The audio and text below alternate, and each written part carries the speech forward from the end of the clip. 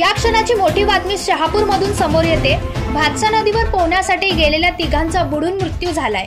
यामध्ये एक तरुण तर 2 महिलांचा समावेश आहे। धीरज पाटील हा तरुण पाण्यात बुडत असताना त्याच्या सोबत असलेल्या त्याची आई आणि लक्ष्मी पाटील व त्याचे नातेवाईक महिला या त्याला वाचवण्यासाठी गेल्या असताना त्यांचाही पाण्यात बुडून मृत्यू झाला आहे। अत्यंत दुर्दैवी या घटनेने हळहळ व्यक्त होत आहे।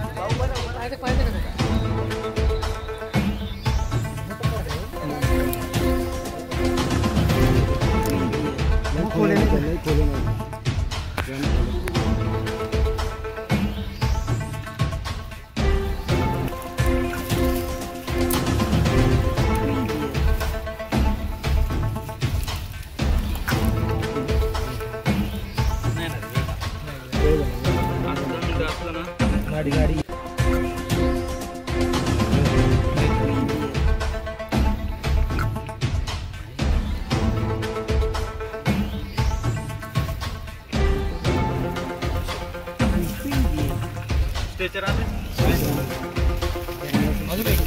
जीवन शिंदे, जनशक्ती, शहापूर।